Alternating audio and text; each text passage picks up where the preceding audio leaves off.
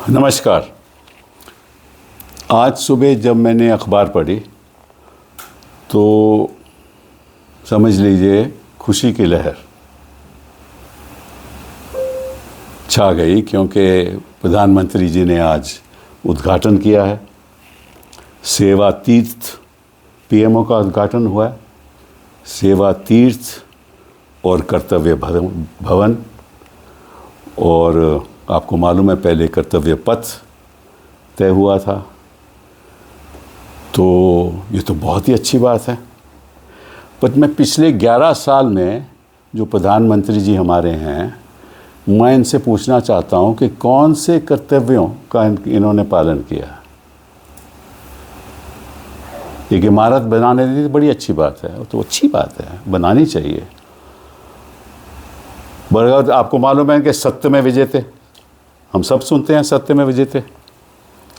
तो यहाँ तो असत्य का विजय होता रहा पिछले 11 साल में। फिर हम सुनते रहे हैं आत्मनिर्भर, अब लग रहा है कि ट्रंप पे निर्भर।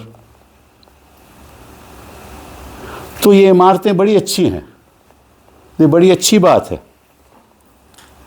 उन्होंने कहा कि अब देखिए वो राजा महाराजाओं के टाइम राजा फैसला करता था, यहाँ तो प्रजा फैसला करती है। आप देख ही रहे हो पार्लियामेंट कैसे फैसले कर रही है। लीडर ऑफ ऑपोजिशन को बोलने नहीं देते। ये प्रजा है ना, प्रजा तय करती है। तो मुझे तो लगता है कि जैसे महाराजा फरमान देते थे, वैसे ही यहाँ फरमान चल रही है।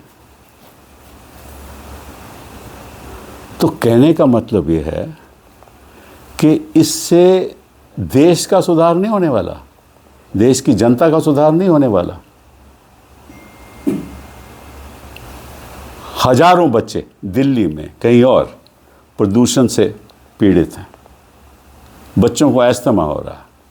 चर्चा हुई पार्लियामेंट में, ये किसका कर्तव्य है? कौन से भारत की बात कर रहे हैं? नागपुर में पानी पीने के बाद लोगों की मृत्यु हो गई। मणिपुर में सालों साल बलात्कार हुए, जल रहा था मणिपुर। किसका कर्तव्य था सुधारने का स्थिति को? कौन यहां पिछले 11 साल में राज कर रहा है? असलियत तो यह है, इनको चुनाव तो जीतने आते हैं, लेकिन राज नहीं करना आता। लोकतंत्र की बात तो करते हैं, लेकिन लोकतंत्र को कुचलते हैं।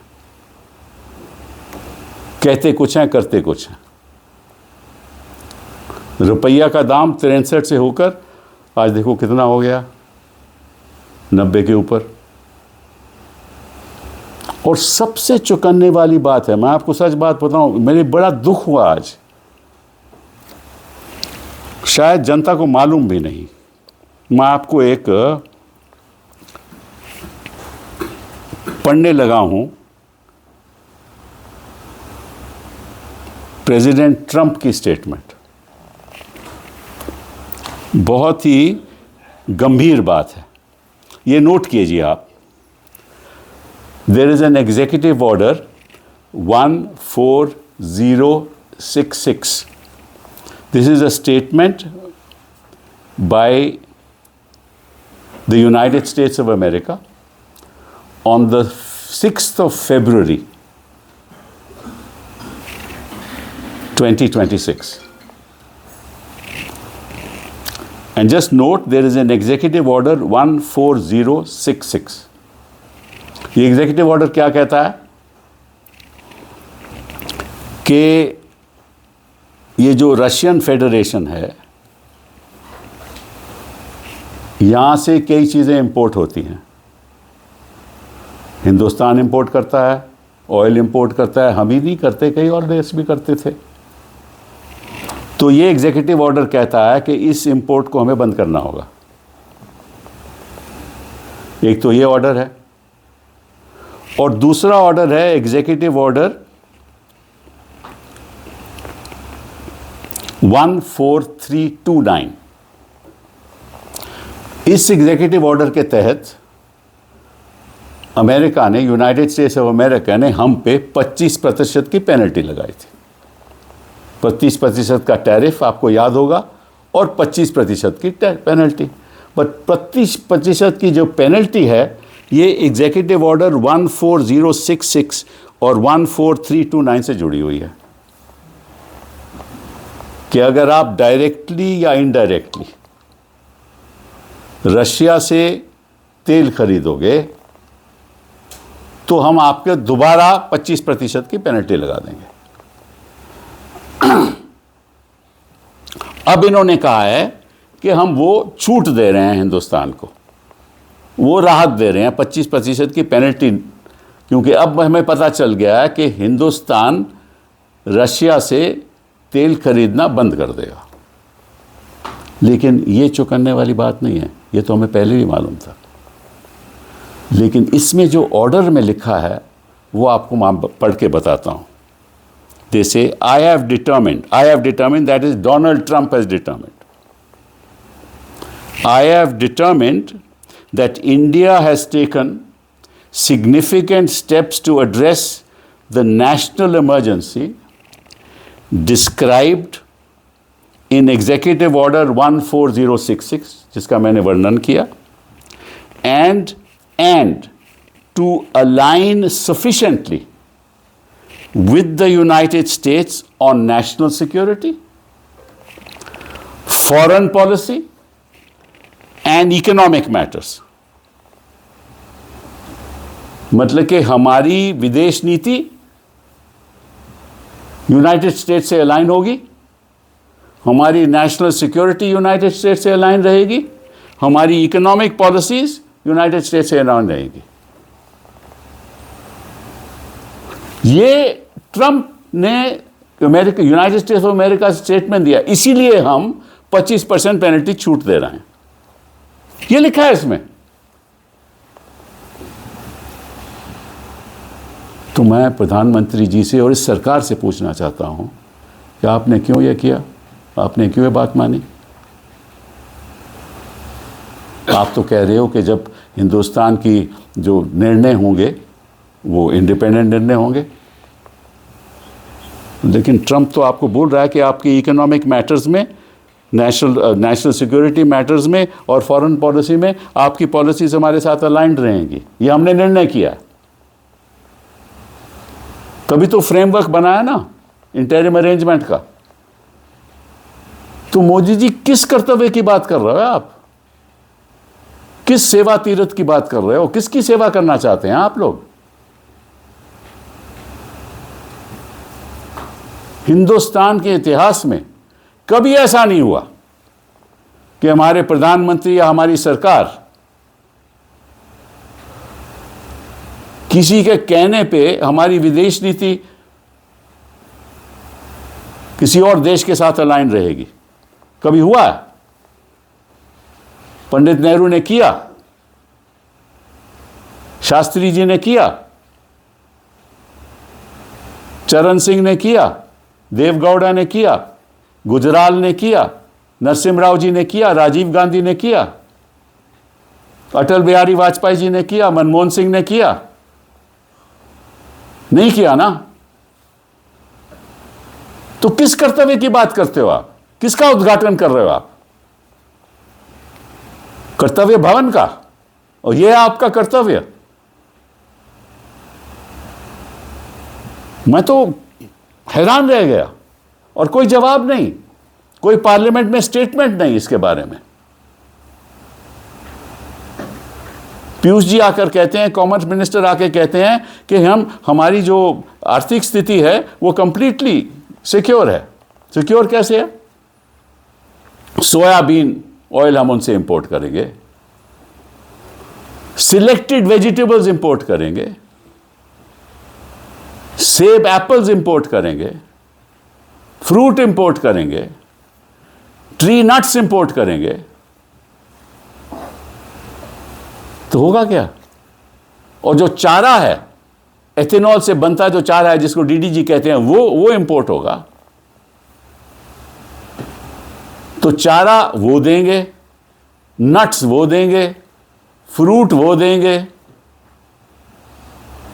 और हमारे व्यापार का क्या होगा? हिमाचल में जो जो जो हॉर्टिकल्चर है, हिंदुस्तान में जो हॉर्टिकल्चर है, एप्पल का उत्पादन है, उनका क्या होगा? यही तो एम्प्लॉयमेंट जनरेट करते हैं। हमारी लगभग सारी रूरल एम्प्लॉयमेंट जो है, वही तो सारी एम्प्लॉयमेंट है ना। तो अगर ये उत्पादन ही बाहर से आने वाला होगा तो इन लोगों का क्या होगा? अनएम्प्लॉयमेंट और बढ़ेगी। ये तो मतलब कि एक दिखावे की बात है।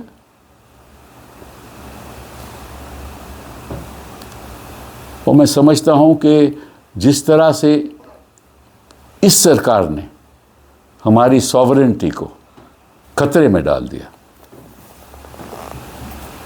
आज तक ऐसा नहीं हुआ, और कोई चर्चा नहीं, इस पे कोई चर्चा नहीं। और मैं आपको एक और इंटरेस्टिंग बात बताऊं, ये जो स्टेटमेंट दी है एक प्रधानमंत्री जी ने, बड़ी एक क्रिप्टिक सी छोटी सी स्टेटमेंट दी है, उसके बारे में भी बता देता हूं। प्रधानमंत्री जी ने एक छोटा सा बयान दिया है जिसमें उन्होंने कुछ नहीं कहा। उन्होंने कहा कि सब ठीक है।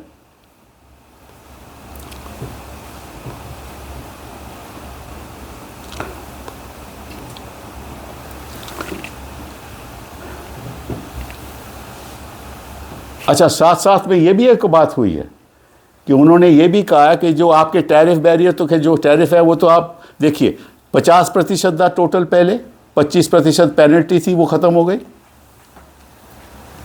25% जो टैरिफ था वो 18% हो गया। और उनकी जो वस्तुएं आएंगी, जो मैंने आपको उदाहरण दिया है जिनका, वो 0 पे होगा। तो फायदा किसको हुआ? फायदा किसको हुआ? अमेरिका को। और कपास है वो फ्री दे रहे हैं, 0 इंपोर्ट ड्यूटी बांग्लादेश को। अब पीयूष जी ने कहा कि हमारा भी ऐसे होने वाला है, पता नहीं कब होगा, कैसे होगा। अभी तो फ्रेमवर्क एग्रीमेंट ही है, अभी तो मालूम ही नहीं कि इस असलियत में होने क्या वाला है, क्योंकि बारीकी में तो कोई गया नहीं ना। अभी तो ट्रेड एग्रीमेंट हुआ ही नहीं, ये तो फ्रेमवर्क इंटरिम अरेंजमेंट है। तो नॉन टैरिफ बैरियर मतलब कि क्वांटिटेटिव रिस्ट्रिक्शंस, वो नॉन टैरिफ बैरियर मतलब कि अगर आप इतने सेब आप इससे ज़्यादा नहीं इंपोर्ट कर सकते, तो वो एक क्वांटिटेटिव रिस्ट्रिक्शन हो गई ना। तो वो भी बैरियर हट जाएंगे, because these are called non tariff barriers, वो भी हट जाएंगे।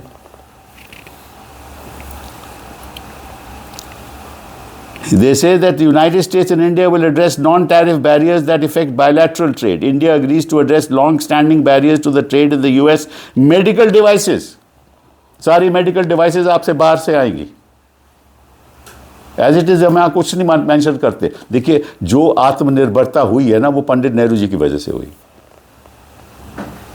इसरो बना, DRDO बना, जो सैटेलाइट लॉन्च हो रहे हैं किन की वजह से? उनकी विजन से। इन्होंने क्या बनाया? कर्तव्य भवन, सेवा तीर्थ, कर्तव्य पथ। मतलब सड़कों से काम थोड़ी ना होता है, नाम बदलने से काम थोड़ी ना होता है। मानसिक सोच बदलो, सेवा करो देश की। ऐसे नहीं हो कि महुआ मोत्रा के खिलाफ आप एक फेक व्हाट्सएप मैसेजेस चला दो, और आपके जो खास लोग हैं फोन करें पुलिस को, कोई जांच नहीं। फेक मैसेजेस भेजना, झूठ पे झूठ बोलना। मैं किसी एक व्यक्ति की बात नहीं कर रहा, ये आदत है, इन लोगों की आदत है। अच्छा, फिर communication technology, that is information and community, called ICT goods, they will come, no non-tariff barriers, and ये 6 महीने तक इन्फोर्स रहेंगे। और जो स्टैंडर्ड होंगे ये US स्टैंडर्ड होंगे और इंटरनेशनल स्टैंडर्ड होंगे। हम उस पर कोई बाधा नहीं डाल सकते, हम नहीं कह सकते कि ये स्टैंडर्ड हमें पसंद नहीं है।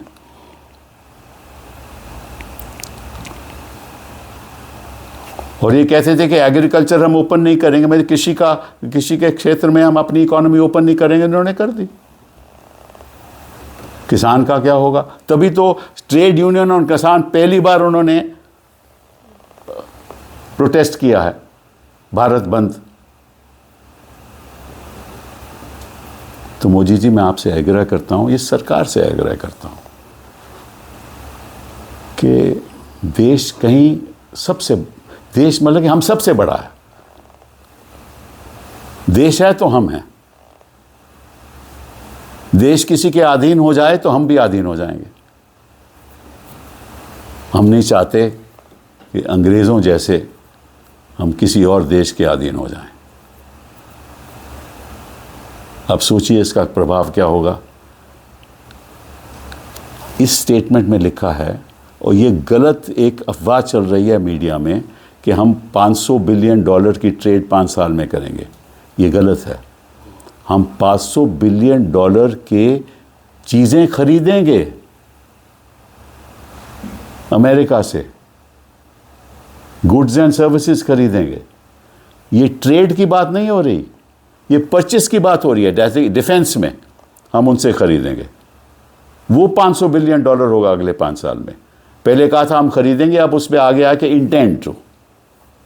इंटेंट टू का मतलब है कि वी इंटेंड टू परचेस, कि हम चाहते हैं कि हम आपसे, और वो चाहते हैं कि हम उनसे उनकी $500 बिलियन की डिफेंस इक्विपमेंट और बाकी जो भी है खरीदो एयरक्राफ्ट वटेवर खरीदेंगे। क्या मतलब कि हमारे पास इतनी लागत है हमारे पास खरीदने की? 4%, 4.3% तो हमारा डेफिसिट है। कहाँ से खरीदेंगे हम?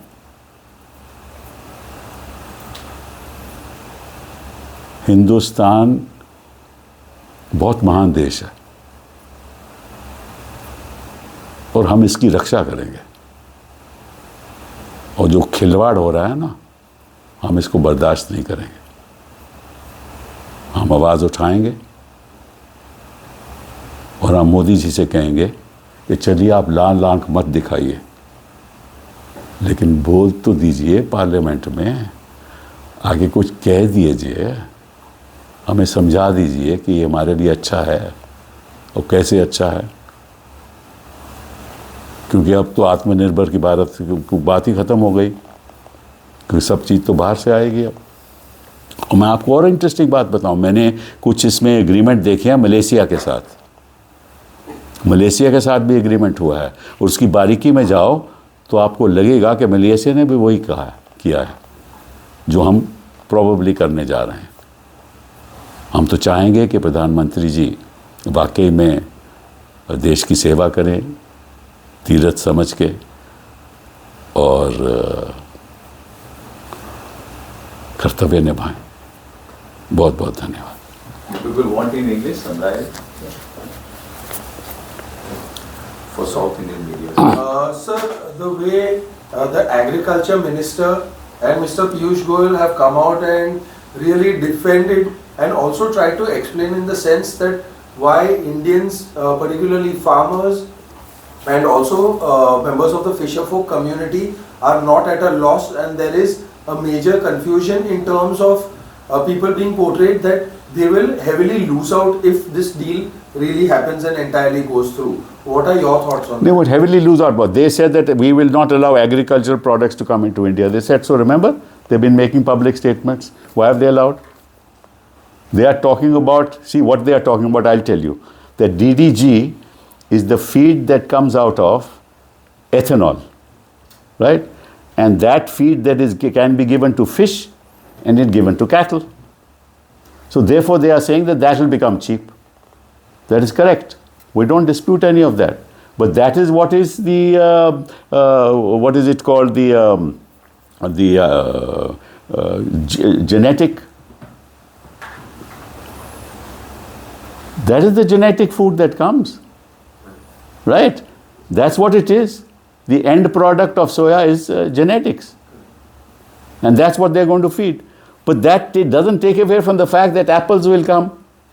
See, we don't need to import rice from America. America imports rice from us. And you know very well that as far as wheat is concerned, the Food Corporation of India is, is already overflowing. It's go down, they're overflowing with wheat. We don't need any of that. We need to export meat. In fact, that is hurting the farmers because we don't allow them to export meat. So on the one hand, you are hurting farmers. Therefore, we don't need wheat from the US. We don't need rice from the US. So what is the US giving us? They are giving us what? We have to buy aircrafts. We have to buy defense equipment. And let me tell you another thing. You talk about security of India, okay? Let me just give you one fact, which people probably are not aware of. We all know, and that is part of the official records of this country, that this country needs 42 air squadrons to defend itself. 42 air squadrons. How many do we have? 26. 26. Which means we are short by 16 squadrons. Right? What have they done in the last 11 years?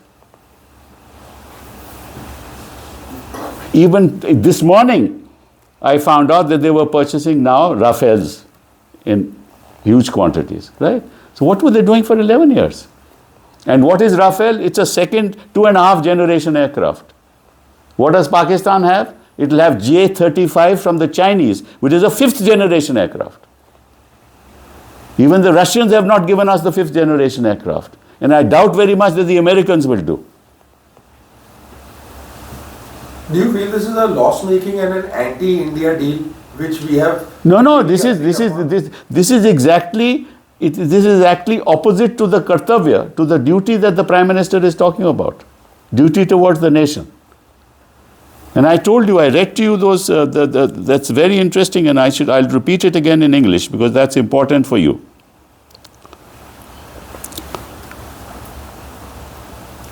I talked about 2 executive orders. That is 14066 and 14329. Now the 14066 executive order deals with Russia and the export of Russia of oil. And that is to be prevented because the Americans have been saying you are buying oil from there, you are refining it, you are selling it, and that is giving money to the Russians and they are then financing the Ukraine war. This is the argument, right or wrong. I don't personally agree with that argument, but that's the argument they have made and we have accepted it. Why should we accept it? Is it not in our interest to buy oil from wherever we want to buy? Why should we buy Venezuela oil? It is the worst kind of oil. Now, under this or Executive Order 1466, he says that the United States is clear that we are now following the diktat of the United States. And therefore, the 25% penalty which was imposed has been taken away. That's the 14329 Executive Order, right? Now, what does it further say? I have determined, that is Donald Trump has determined, that India has taken significant steps to address the national emergency described in the Executive Order 14066 and to align sufficiently with the United States on national security, foreign policy and economic matters. So our foreign policy, our economic matters, our national security will now be aligned to the United States of America as a matter of policy. Why should we accept that? Why should the government of India accept that? Why should the foreign minister not make it clear? Why is the foreign minister always passing the buck to the commerce minister and the commerce minister passing the buck to the foreign minister? And the minister for oil is not speaking. The person who should speak and tell parliament is the minister for oil. No, he has not spoken. And the other people are just footballing the issue towards each other, and each of them saying, I don't know, you ask the other. So what's happening to my country? This is going to be run. I mean, all the great visionary things that Pandit Jawaharlal Nehru did. I mean, we wanted a strong industrial base for our own country. That's how public sector was invested in. That's how public sector came up, because there was no private sector investment available at that point in time, because there was no real private industry available. So we built an industrial base. We brought the Green Revolution. We became self-sufficiently in food grains. Right?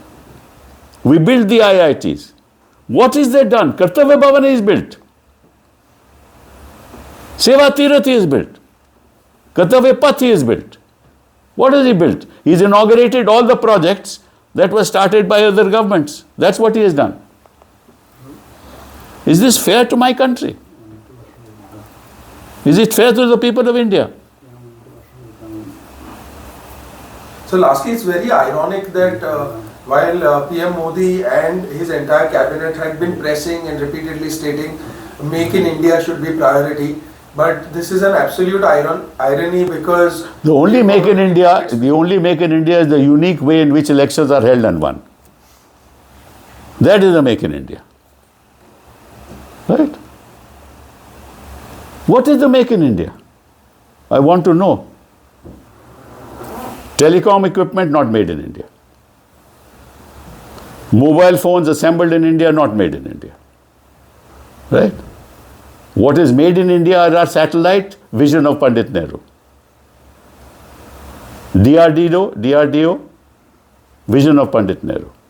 Atomic energy, vision of Pandit Nehru. Deal with the US, a nuclear deal, vision of Dr. Manmohan Singh. What is their vision? Kartavya. Kartavya of what? Apna. Satta paane ka kartavya. That is the Kartavya Path.